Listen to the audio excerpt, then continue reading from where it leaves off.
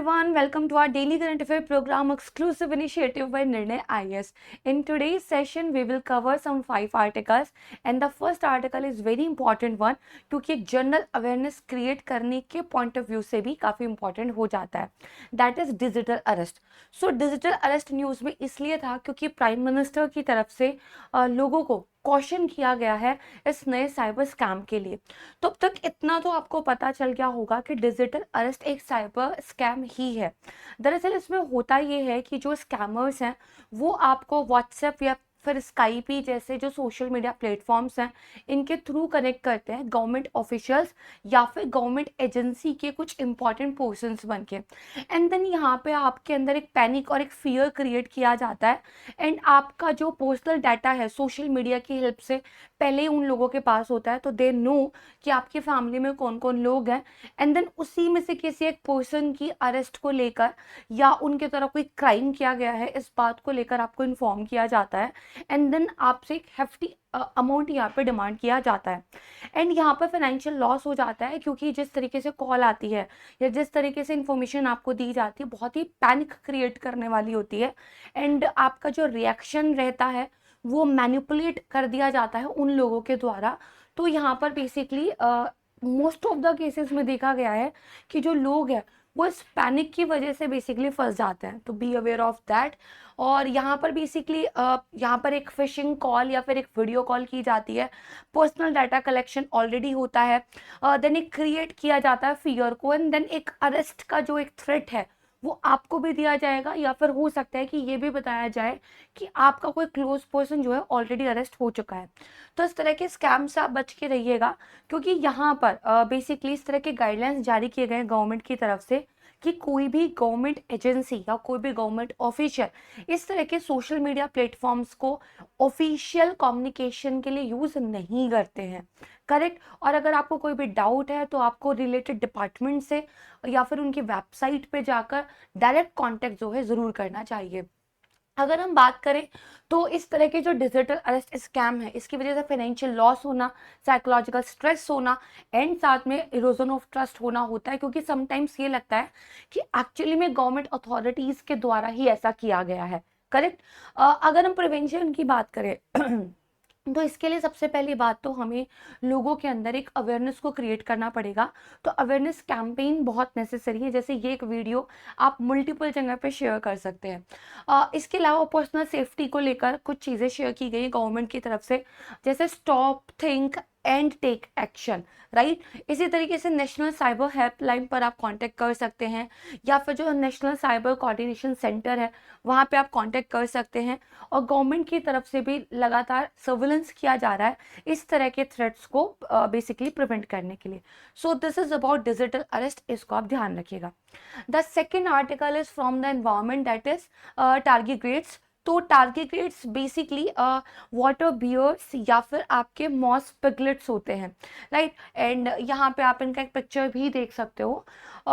ये आपको कहाँ पे मिलते हैं तो ये बहुत ही माइक्रोस्कोपिक एनिमल्स हैं और इनकी एक एबिलिटी होती है कि बहुत एक्सट्रीम कंडीशंस को भी सर्वाइव कर सकते हैं, एक्सट्रीम लेवल के रेडिएशन को भी सर्वाइव कर सकते हैं. तो बेसिकली न्यूज़ में यही था, एक स्टडी में ये बताया गया कि जो टारगेट्स हैं किस तरीके से एक्सट्रीम रेडिएशन को सर्वाइव कर जाते हैं. एंड ये सेम जो फाइंडिंग्स हैं ये हमारे स्पेस में एस्ट्रोनॉट्स के लिए, न्यूक्लियर वेस्ट की क्लीनिंग में, यानी कि मल्टीपल एप्लीकेशंस में हम इन स्टडी का जो बेसिकली एक एसेंस हमें पता चला है उसको यूज़ कर सकते हैं. सो बेसिकली चाहे स्पेस एक्सप्लोरेशन हो, न्यूक्लियर क्लीनअप हो या फिर कैंसर का ट्रीटमेंट हो, वहाँ पे ये फाइंडिंग्स हमें काफ़ी हेल्प कर सकती है. बात करते हैं कि ये जो आपके टारगेट्स है ये बेसिकली इतना ज़्यादा जो एक तरीके से हाई लेवल का रेडिएशन है. करेक्ट है. इसको किस तरीके से रेजिस्ट कर पाते हैं तो बेसिकली इनके अंदर एक प्रोटीन होता है जो डीएनए के अंदर एक डबल स्ट्रैंड ब्रेक हो जाता है रेडिएशन की वजह से, उसको रिपेयर कर देता है. इन अ सिमिलर मैनर एक प्रोटीन होता है जो इनके अंदर माइक्रोकाइंड्रियल सिंथेसिस को जो है काम कर देता है. साथ में इनके अंदर कुछ एंटीऑक्सीडेंट होते हैं. रेडिएशन की वजह से जो भी टॉक्सिक केमिकल्स आपकी बॉडी के अंदर बने हैं ये उनको न्यूट्रल कर देते हैं. तो जो भी ब्रेक डाउन हुआ है डीएनए में उसको भी रिपेयर कर दिया जाता है. They have that kind of protein protein, mitochondrial synthesis का भी काम हो जाता है, एंड जो केमिकल बेसिकली रिएक्शन होती है उसको भी ये न्यूट्रलाइज कर देते हैं। तो ये सिमिलर चीज़ों को बेसिकली जो है हम अप्लाई कर सकते हैं in the different applications. So yes, इसके अलावा ये एक पर्टिकुलर स्टेट में भी चले जाते हैं जहाँ पे इनका जो मेटाबॉलिज्म है बहुत ही स्लो डाउन हो जाता है। तो ये कुछ इंपॉर्टेंट फाइंडिंग्स थी, ये प्रीलिम्स के लिए काफ़ी इंपॉर्टेंट हो जाता है, याद रखिएगा। मूव ऑन करते हैं नेक्स्ट वाले आर्टिकल की तरफ, that is 21st livestock census.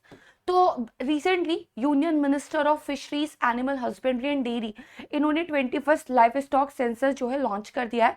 Actually ये हर 5 ईयर में होने वाला एक एक्सरसाइज है, जहाँ पर जो हमारे डोमेस्टिक बेसिकली कैटल्स होते हैं, पोल्ट्री है, या फिर जो स्ट्रे एनिमल्स होते हैं उनके बारे में डाटा कलेक्ट किया जाता है, नंबर क्या क्या है, उनके ब्रीड्स क्या क्या है, राइट, इन सारी चीज़ों को लेकर डाटा कलेक्ट किया जाता है, सो दैट गवर्नमेंट को पॉलिसी फॉर्मुलेशन में सफिशिएंट नॉलेज हो कि हमें करना क्या है। अगर हम बात करें तो बेसिकली सबसे पहला जो सेंसस हुआ था वो 1919 में हुआ था, राइट है। और जो 21st सेंसस है वो आपका अक्टूबर 2024 से स्टार्ट हो जाएगा, फरवरी 2025 तक इसको वाइंड अप किया जाएगा। इसमें cattle, buffalo, mithun, yak, sheep, goat, pigs, camel, horse, ponies, mule, donkey, dog, rabbit and elephants, ये सब इंक्लूड होते हैं, राइट। इसको थोड़ा सा आप ध्यान रखिएगा। ऑब्जेक्टिव क्या क्या है, तो एक तो ये देखा जाता है कि जो हमारा लाइव स्टॉक सेक्टर है वो हमारी इकोनॉमी के अंदर कितना ग्रॉस वैल्यू एडेड, राइट, ये बेसिकली एक तरीके से कंट्रीब्यूट कर रहा है। साथ में हम डाटा देखते हैं ताकि जो हमारे सस्टेनेबल डेवलपमेंट गोल्स हैं उनको इन मोर बेटर वे अचीव किया जा सके। इस बार का जो सेंसस रहेगा ये फुली डिजिटलाइज रहेगा, मोबाइल एप्लीकेशंस वगैरह का हम यहाँ पे यूज़ करेंगे। और बेसिकली जो पिछला वाला हुआ था सेंसस, राइट है, 2019 वाला, इसके बारे में कुछ डाटा यहाँ पे दिया हुआ है, वो आप देख सकते हो। So yes, this is about the second article, may be the third one. Now fourth article की तरफ मूव ऑन करते हैं। Q2 investments up 42.5%, capex recovers show data. That means data आपको ये बता रहा है कि Q2 के अंदर, राइट, आपकी इकोनॉमी के अंदर इन्वेस्टमेंट, चाहे वो गवर्नमेंट इन्वेस्टमेंट हो या फिर प्राइवेट इन्वेस्टमेंट हो, वो भी इंक्रीज हुआ है। एंड साथ में कैपिटल एक्सपेंडिचर, यानी कि जो आपके रोड, मशीन, ब्रिज, राइट, इन सारी चीज़ों पे जो एक्सपेंडिचर किया जाता है, एसेट्स पे जो बेसिकली प्रॉपर्टी पे जो एक्सपेंडिचर किया जाता है, जो आपको एक लॉन्ग टर्म में वैल्यू देगा, वो भी इंक्रीज हुआ है। और कैपिटल एक्सपेंडिचर जब भी इंक्रीज होता है दैट मीन्स आपकी इकोनॉमी का इंजन चल चुका है। तो थोड़ा सा इसके बारे में देख लेते हैं। तो बेसिकली कैपिटल एक्सपेंडिचर का एक डेफिनेशन दिया हुआ है कि गवर्नमेंट या फिर प्राइवेट सेक्टर जब किसी भी तरह के फिजिकल एसेट्स को, like buildings, infrastructure, equipment, technology, इनको एक्वायर करने में, अपग्रेड करने में, या फिर बेसिकली इनको मेंटेन करने में जो भी एक्सपेंडिचर करता है वो आपका कैपिटल एक्सपेंडिचर आता है, राइट। और इसकी वजह से आपकी इकोनॉमी के अंदर एक ग्रोथ जो है देखने के लिए मिलती है। कैपिटल एक्सपेंडिचर बढ़ा क्यों है, तो पोस्ट इलेक्शन के बाद एक स्टेबल गवर्नमेंट आई है, तो उसकी वजह से पॉलिटिकल स्टेबिलिटी है। साथ में इंफ्रास्ट्रक्चर को सेंट्रल स्टेट गवर्नमेंट दोनों की तरफ से ही प्रायोरिटी पे रखा जा रहा है, और यहाँ पे प्राइवेट सेक्टर की तरफ से भी एक्सपेंडिचर किया जा रहा है। दिवाली का माहौल है तो मतलब अर्थव्यवस्था का इंजन चल रहा है, राइट। इसके अलावा आप देखोगे फॉरेन इन्वेस्टमेंट में भी आपको Q2 के अंदर सर्च देखने को मिला है, और जो मेगा प्रोजेक्ट ग्रोथ है वो भी देखने को मिली है। मतलब जो मेगा प्रोजेक्ट्स होते हैं, बड़े बड़े प्रोजेक्ट्स, राइट, वो भी मल्टीपल जो इस टाइम पे रन कर रहे हैं। देन यहाँ पे कुछ डाटा पॉइंट्स बताया हुआ है कि गवर्नमेंट की तरफ से कितना एक्सपेंडिचर किया जा रहा है, आपको कितना ज़्यादा यहाँ पे फॉरेन इन्वेस्टमेंट मिल रहा है। इन डाटाज को सिर्फ एक बार देख लीजिएगा। आपको जो डाटा याद करना रहता है वो इकोनॉमिक सर्वे का याद करना रहता है, बाकी डाटा जस्ट अंडरस्टैंडिंग के पॉइंट ऑफ व्यू से इंपॉर्टेंट है, कॉन्सेप्ट इज इंपॉर्टेंट, राइट। तो या this is about the article. Now the last article, C295 transport aircraft, a very actually good news, क्योंकि जो प्राइम मिनिस्टर हैं इंडिया के, उन्होंने इसमें जो स्पेनिश पीएम है पेड्रो, उनके साथ मिलकर गुजरात के वडोदरा के अंदर एक टाटा एयरक्राफ्ट कॉम्प्लेक्स जो है उसको इनोग्रेट किया है, और ये इंडिया के लिए C295 जो एयरक्राफ्ट है उनको मैन्युफैक्चर करेगा। बेसिकली ऐसी पहली प्राइवेट असेंबली होगी इंडिया के अंदर, जहाँ पे बेसिकली हमें मिलिट्री एयरक्राफ्ट को असेंबल करने की एक फैसिलिटी मिल रही है, राइट है। और इंडिया करीब 15 मोर C295 एयरक्राफ्ट को सीक कर रहा है, राइट। और इसके अलावा जो प्रीवियस कॉन्ट्रैक्ट हुआ था उसके बारे में डिटेल दी हुई है। और मतलब कुल मिलाकर जो मिलिट्री एयरक्राफ्ट की डिमांड है उसके लिए it is very important, right. Make in India भी यहाँ पर प्रमोट हो रहा है।